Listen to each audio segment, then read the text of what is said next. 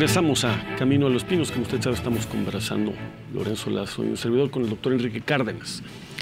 Enrique, de las propuestas, de lo que estábamos hablando antes de ir al corte, de estas posibles coincidencias, ¿cuáles serían deseables?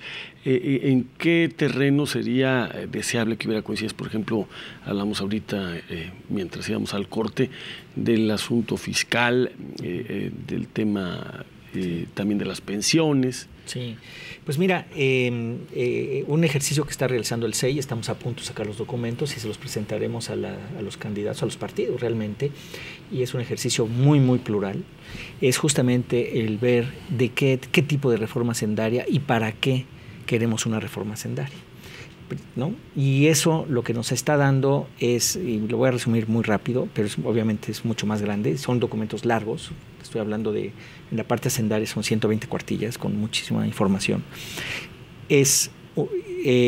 Queremos, por un lado, tener fortaleza en las finanzas por sí misma, está bien, estabilidad y demás, pero sobre todo el diseño de país que queremos. Y ahí se ve que hay una tendencia, y creo que cada vez más generalizada, otra vez coincidente, hacia, por ejemplo, una reforma al sistema de protección social, que de alguna manera se está encaminando con el Seguro Popular, pero digamos, es decir, vamos a tener protección social universal financiada con impuestos universales, ¿no? Digo, si tienes universal acá, tienes que tener universal del lado de las lanas, de los dineros. Y si logramos hacer eso, ¿qué quiere decir protección social universal? Bueno, querría decir salud, y de un nivel como el del Seguro Social, quizás no del Seguro Popular todavía. El Seguro Popular pues es una bomba de tiempo si no le metemos dinero a la larga, no es muy sostenible que digamos.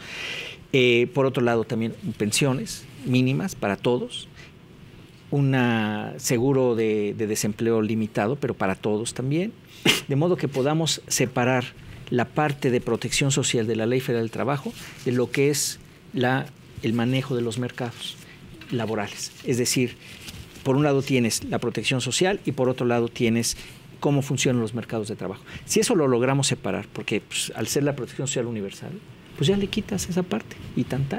Y entonces va a ser mucho más fácil llegar a un acuerdo sobre una reforma laboral que tenga que ver más con el reconocimiento de que el empleo es diferente para diferentes tipos de personas, no es lo mismo trabajos en una fábrica que en el campo en Sinaloa, o sea, no, hay que tratarlos de manera distinta. Entonces, tiene estas dos aristas.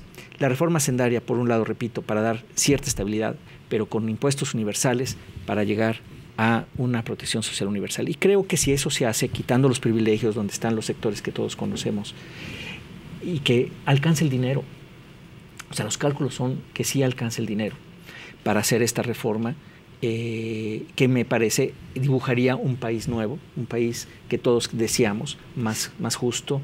Digamos, ¿cómo cambiaría la sociedad si todo el mundo tuviera protección social universal? Ahora, protección social universal, derechos laborales universales, pero también el trabajo de la autoridad recaudatoria para la recaudación universal, porque tenemos un grupo de población que no está incorporado cautivo al sistema y muchos grandes contribuyentes tampoco contribuyen en realidad. Sí. Somos uno de los países que menos capta impuestos en general en toda América, ¿no? Así es. Mira, ahora por ley, desde que Jorge Chávez Press estuvo metido en aquel rollo, ¿te acuerdas? En que realmente se sabe cuáles son los subsidios que se están dejando, o sea, la percepción que está dejando de recibir por diferentes caminos. Se conoce que son 4 o 5 puntos del PIB, nada más por ahí, más lo que ustedes mencionan, o sea, que haya una recaudación adecuada, que sea parejo, ¿no?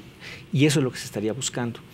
Ahora, cuando digo universal, sí estamos hablando del IVA, digo, vamos a quitar el eufemismo, ¿no? Ajá. Estamos hablando de IVA generalizado y que eso sí, digamos, daría la legitimidad para tener un sistema universal.